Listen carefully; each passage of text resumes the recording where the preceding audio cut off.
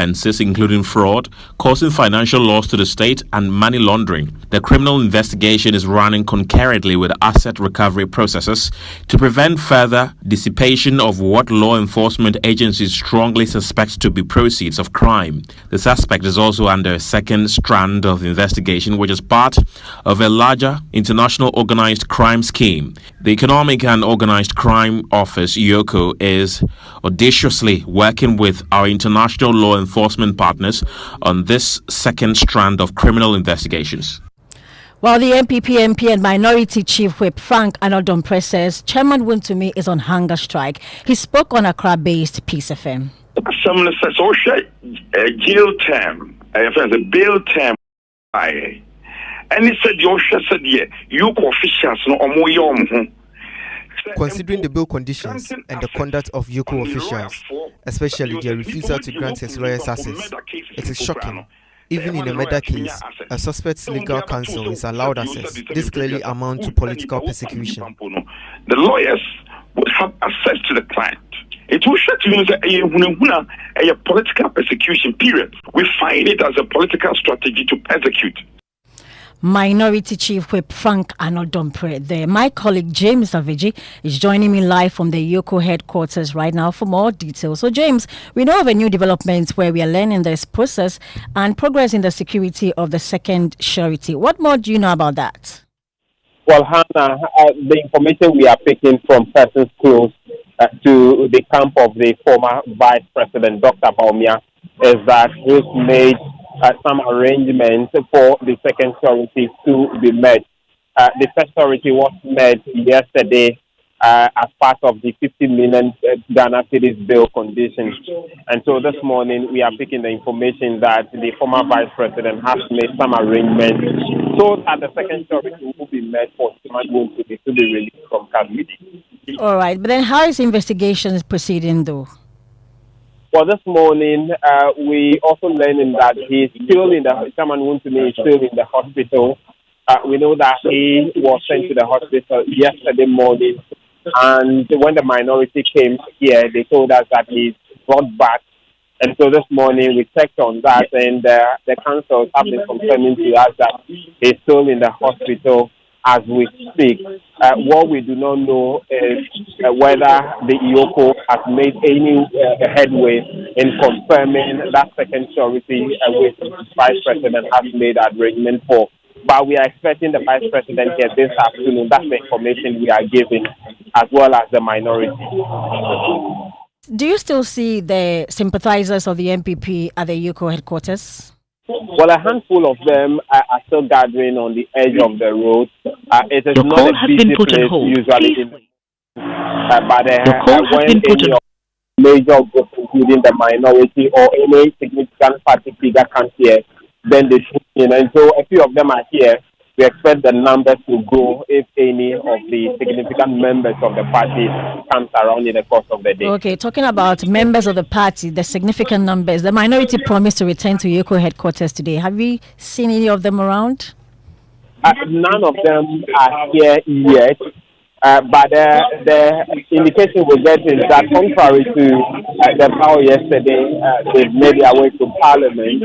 And so here, as at what time exactly they will be here, but I can confirm that not even a single of them are here. Thank you very much, James Aveji there. Well, we know the minority is rather in Parliament, and we will speak to the AG shortly. But then let's go to Parliament and hear from our correspondent, Kweku Asante. So, Kweku, the minority, are they still boycotting business? Not at all. In fact, yesterday, the promise by the minority leader, I should say, was that the NPP MPs will not participate in any proceedings of Parliament or any business that is before the House until Chairman Wuntumi's bail conditions are reviewed and he is released unconditionally.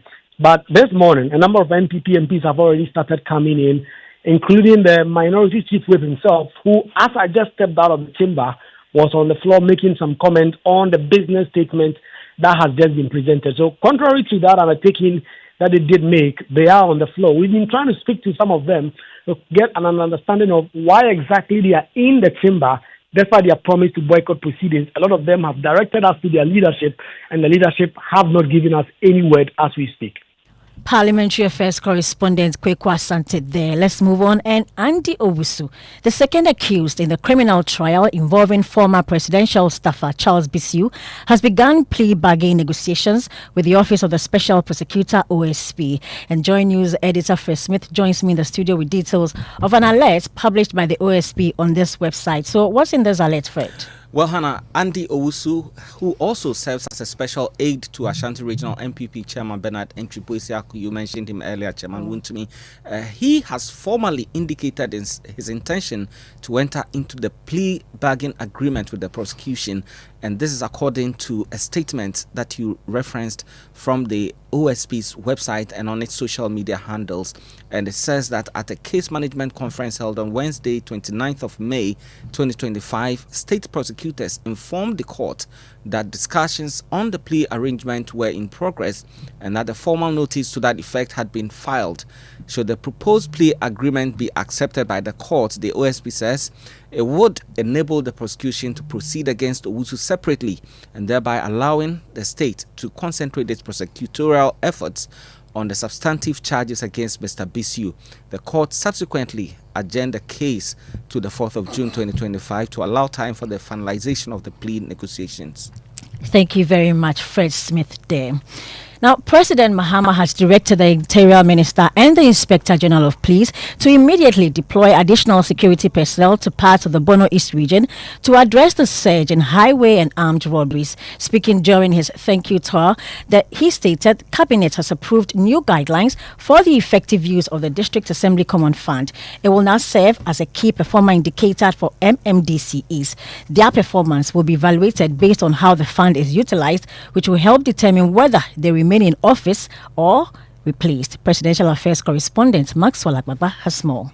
And on the issue of Alawa,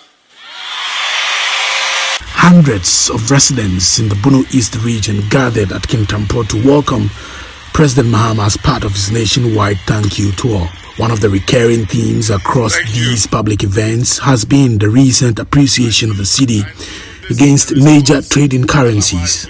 And it was no different here. Listen to the president of the Bono East Regional House of Chiefs, Nana Pema Pem Kaprese. Babylon said drastically, Wamana reduce about 11 cities. It is unprecedented.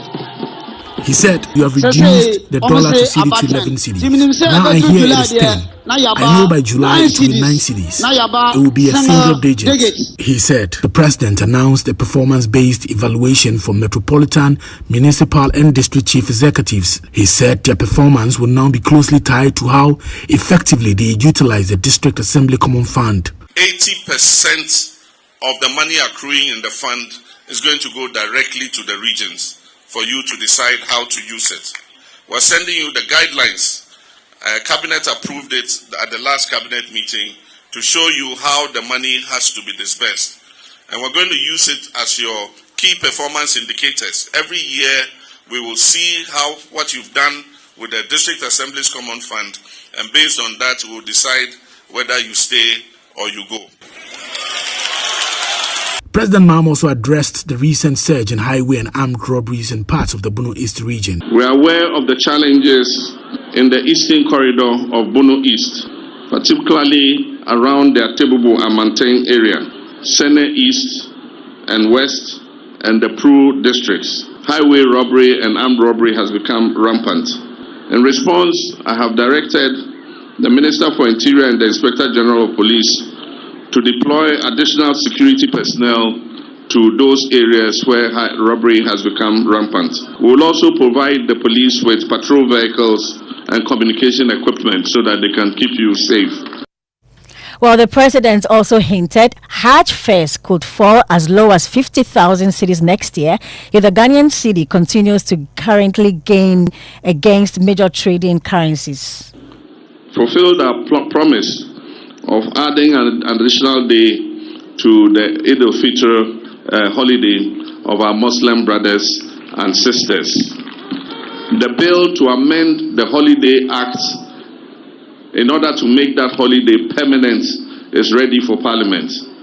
And so from next year, it will not be by executive instruments, it will be automatically an act of Parliament that makes that day a holiday. We also reduced the fare for carrying out the Hajj pilgrimage. Yesterday, the last aircraft airlifted our pilgrims to Mecca, and we reduced the fares from 75,000 to 62,000 cedis. And I can foresee that with the performance of the cedi, because at the time we started paying for the Hajj, the cedi was at 15.5 cedis to $1. And so the fare that we came up with for the $4,000 that it cost to do the Hajj came to 62,000. Next year, if you do a calculation where the cedi is currently at 10.5, it means that next year the fare for Hajj will probably go below 50,000 Ghana cedis. President Mahama, the Chief Executive of the Ghana Association of Banks, Johnny Wa, has revealed a significant portion of the city's past depreciation was driven not by real economic fundamentals, but by calculated profiteering. He was speaking exclusively to George Riafe on Joy News Business Express edition. So if there was depreciation, I think you even captured it on your website.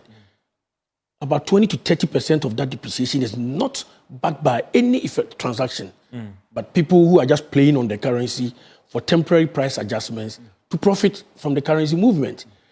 If currency is able to hold its own, what you are doing is making that trade unattractive. Now CD is more attractive. So the people who are holding CDs, they are looking for CD investments because the currency is not depreciating as aggressively as we are used to in the past. I think they are giving all the multiplicity of factors that have anchored what we are seeing now. I don't want to say a wait and see because I don't have any reason to doubt the ability of the currency to hold its own. Coming down to single digits, I'm not sure. But the point is this. We should not be too excited about significant appreciation. Why? I mean, the business community, that is not exactly what the business community is looking for. Yeah.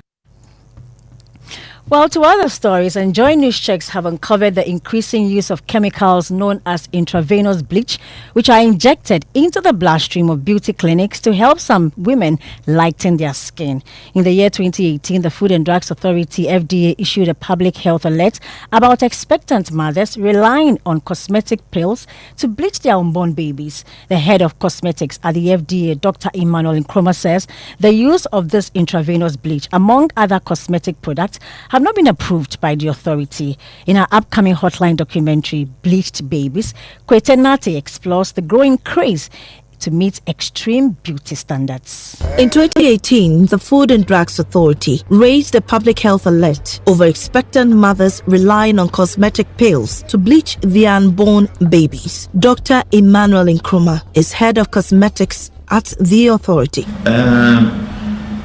Glutathione has a way of doing that, but the glutathione itself is not registered as a cosmetic product to be used for skin lightening, because anything that you take in, whether oral or you inject, ceases to be a cosmetic product. It turns to be a drug because the pathway is different from that of a cosmetic product.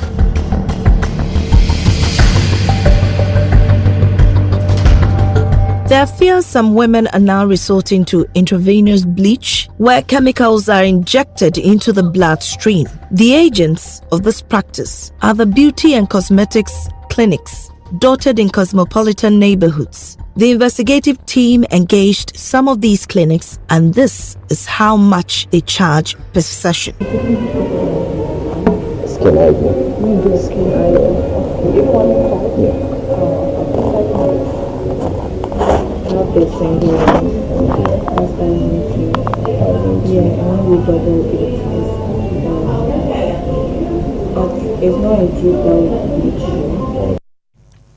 Skin Kwete Nate brought us that report. We'll take a short break here. When we come back, we'll take you around the country for the story of Ghana through the regions. We'll be in each of the 16 regions this afternoon. The task force is empowered to co-opt any person to assist in this critical fight. They haven't finished the market yet. So with this, if they can hold on or do something about it. He started demanding monies from me. I've given him more than 40,000 Ghana cedis in total. And in the last of our series on celebrating motherhood, we'll bring you the story of Dr. Eleanor Araba Entry, who almost died with each of her 3 pregnancies. The infusion, I could count about 49. That is the ones I could see, because there were times I went off completely. After that one, I just decided that not again, because in fact, the doctors nearly lost me that day.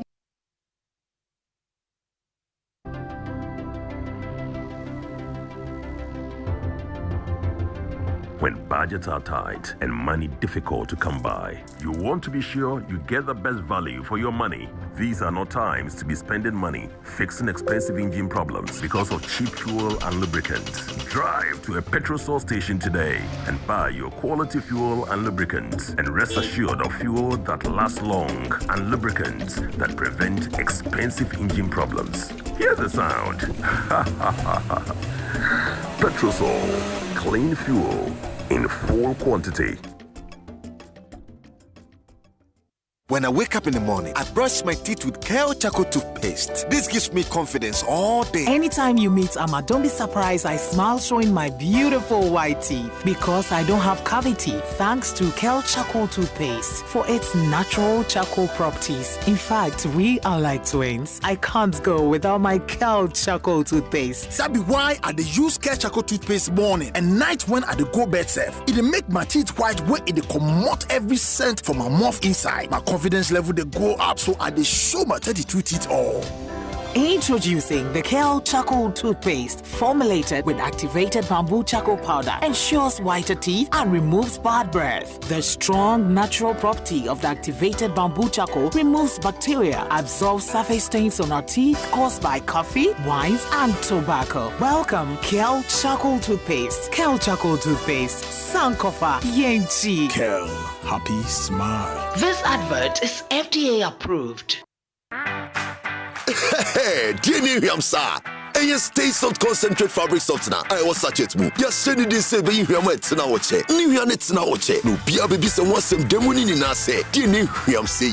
Fair quiet, yes, in Beer Association Ontario. Use Stay Soft and New Yanets now watch. Nani bones to tap from cry. A fabric softener. And you near say, sir. Choose to Stay Soft. No, who's so say, no. FDID a garden cratu yatu.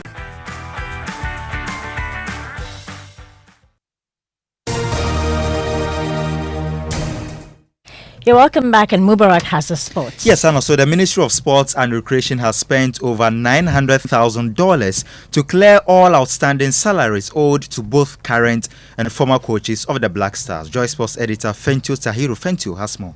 The highest beneficiary of the ex-coaches that were paid was CK Akono. He was owed around $120,000. That has now been paid. His assistant David Duncan was also owed around $40,000. He's also been paid his money. Maxwell Clodu also served as an assistant coach in 2022. He was also owed $30,000. He's also been paid. Chris Hughton, who was sacked after the AFCON in 2023, has also been paid his arrears of around $68,900. His assistant was George Boateng. His arrears owed him was around $20,000. He's also been settled. And it's not only former coaches that were paid. The current coaching staff had not been paid since they assumed office in March of last year. Otuwado, for example, is the biggest beneficiary, taking home around $400,000 in arrears owed him since he assumed office for his second term. The disbursement happened after a comprehensive audit led by the Minister Kofi Adams. So that's Joy Sports editor Fentio Tahiru Fentio with that report. Back to you, Hannah. Thank you very much. And we know a lot has been happening around the country, and this afternoon we'll take a trip to all regions for the latest. We start from the Upper West region, where drug abuse, particularly among the youth, is on the rise. Correspondent Rafiq Salam joins us on the line with more. So the regional minister has been outlining some measures to deal with this. Tell us about that, Rafiq. In the Upper West region, and particularly the Uwa municipality, there have been an increasing rate of drug abuse in the municipality, talking about tramadol, talking about red and a host lot of other abusive substances. And so the Upper West Regional Minister and other stakeholders concerned about that decided to inaugurate a 50-member committee chaired by the Upper West Regional Commander of the Ghana Police Service, DCOP Lomoti, to look into this issue. They are not only going to arrest, but also they have to embark on education, sensitize the public against this drug menace. So we have been speaking to the regional minister. He has been outlining measures on that. First, we must collaborate across agencies and institutions to identify, apprehend, and prosecute dealers, transporters, distributors, and users of illicit drugs. Second, the task force is empowered to co-opt any person, organization, or institution to assist in this critical fight. From the Upper West, let's move to the Upper East region, where violence has been brewing there for some time now. Let's find out the latest on mediation efforts to foster peace. And Albert Sorry joins us on the phone lines with some updates. So bring us to speed with the peace talks and how the region is now. Yes, Hannah, we know that the Otumfuo has been leading peace talks between the factions in the Boko conflict. What we know is that they will be going back for another round of talks at a yet to be decided date. However, things have been calm over the last few weeks. About 2 weeks ago, there was a killing on the stretch of the Boko, where the Bongo manager of the NHI was attacked and killed. But the Rexted was able to move in quickly and hold some meetings, to be able to avoid any reprisals. Outside of that, things have generally been calm in the region. Thank you very much, Albert. Sorry. We stay in the northern part of the country as correspondent Martina Bugri reports. The use of the Tamale interchange as a space for traders is said to be a disaster waiting to happen. Some residents have called for help. I think it's very dangerous for their safety, and then I wish the government can do something about it to ensure that the people in Tamale are safe. Let's go to the Savannah region where Anas Sabit joins us. Anas, what do you have in your region? Anas is not currently on the line. Now, tidal waves has faded the joy out of many residents in the Volta region. Correspondent Ivy Setoji, who's been following the story, joins us on the phone line. So, how are those who were affected coping, and have there been any relief for them, Ivy? For now, what we have, we don't have any relief items for the meantime. That individuals are going to help them. And recently, most of the affected residents are coping with families and relatives for the meantime. Those who are not ready to move out of there are also trying their best to be there and then wait for what happens next. So for now, we are waiting on government to do something about the situation. Thank you, Ivy. Let's move further down to the Ashanti regional capital, Kumasi, where Clinton Yeboah reports of conflict between commuters and transport operators in the implementation of new fares, a major fire at Bomso suburb, and some redevelopment at the Kumasi Children's Park. Clinton Yeboah joins us for more on this. So, how far was the fare issue affecting residents and commuting there? Well, Hannah, the height of this position were in the where passengers were returned to their station or refused to pay the old price. Now, the new of this is the strategy where passengers are halfway of their journey. So they started, I think, last month. At first, people were standing at the middle of the road, so they tried to sack them. They haven't finished the market yet. I'm sure that's why a lot of people have migrated here. That's very bad. So with this, if they can hold on or do something about it. Those were some traders there. Now, we apologize for Clinton's earlier audio. Now, in the Western region, home of oil and gold, battles with illegal mining daily. The situation has seriously affected production of potable water, and the regional minister, Joseph Nelson, is not taking that lightly. I will urge that you put some posts there to tell the public that this is a no-go area. Beyond that, if they still overlocate and want to encroach, of course, the law will deal with them. In the Greater Accra region, we know there was the hearing on the CJ suspension, detention of Chairman Wuntumi, and the demolition at the Ramsar site. Well, It's time for trends, and Jackie and Adubia are here. Oh, you both have purple on. Yes, beautiful, nice. Rep your jersey is tomorrow, so and of course we are still in purple month, Purple so we are month, killing yeah. 2 birds with one stone. yes, Hannah. What's trending? Of course, YOKO is still trending. I think it'll be trending for 3 days. Yeah, they have, and social media is still talking about it. That was after the sudden walk by the minority yesterday. A couple of comments there, Adobia. Do you have a couple of them? Yeah, I'll just pick one because it really interests me. Have you heard of the Killer Intuya recent trend? Yeah, Killer Intuya. Yes. So if your dimple says, "Want to me." Killing to ya. YOKO says I had a kill a bit to 500 billion.